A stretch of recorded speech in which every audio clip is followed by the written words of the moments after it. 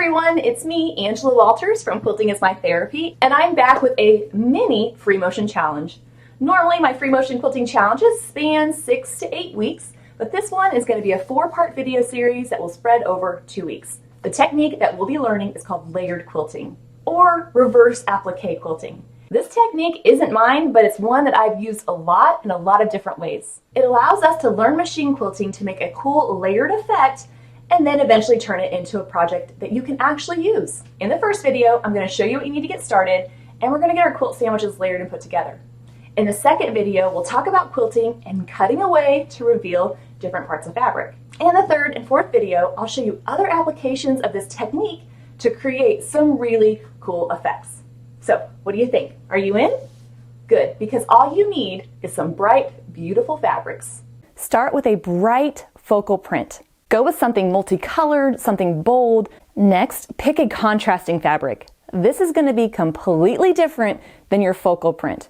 And lastly, pick a third fabric that coordinates with your focal fabric, whether it's something similar in color or print.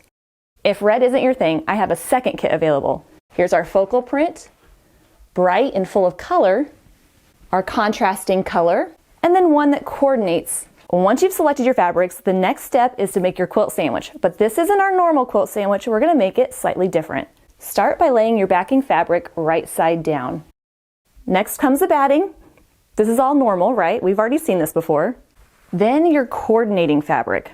So this is the one that's similar to your focus. Then your wow fabric. You're going to layer it right on top of each other.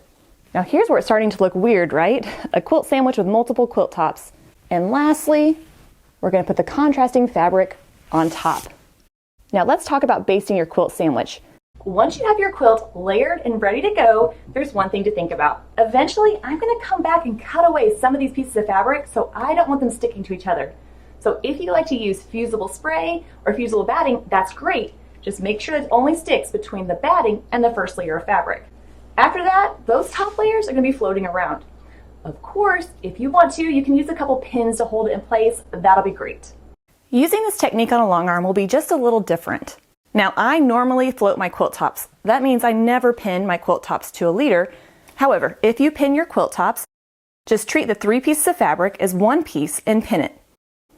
Now, it can shift a little bit since we have those different layers. What I'm going to do is use pins to hold it in place, keeping the pins parallel with the bar so I can roll it up into it if I need to.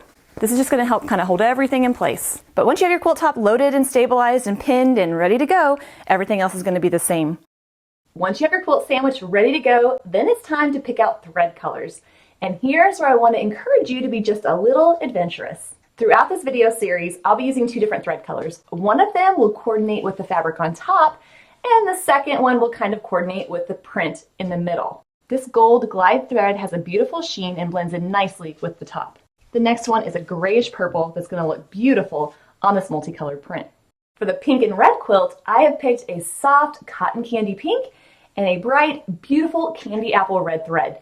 Besides thread, you'll need your regular free motion quilting supplies, whatever it is you already use. You're also going to need a good pair of sharp scissors. Once we get done quilting, we're going to take these scissors and cut it up. I know it sounds a little scary, but this is where we'll be able to see the beautiful fabrics come out. My favorite scissors are tulip pink scissors. I love how they have the bigger holes for holding, but they have a nice, sharp, pointy end, which is going to help us get in there to cut the fabric out. Of course, you don't have to have those, but any good, pointy, sharp scissors will do the trick.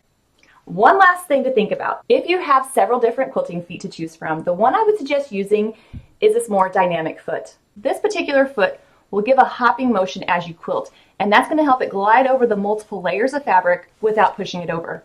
Of course, if you don't have this one, it's totally fine. Just use whatever you do have. But this one is definitely going to come in handy for this project. So once you have your fabric put together, you have your quilt sandwich made, you have all your supplies, then you'll be ready for the next video where we actually start quilting. Yay! If you have any questions about the kits, the supplies listed, or just the project in general, be sure to leave them in the comments below. I'll get on there and answer them for you. And also, if you like this free tutorial, I hope you give the video a thumbs up. That helps other quilters find it as well.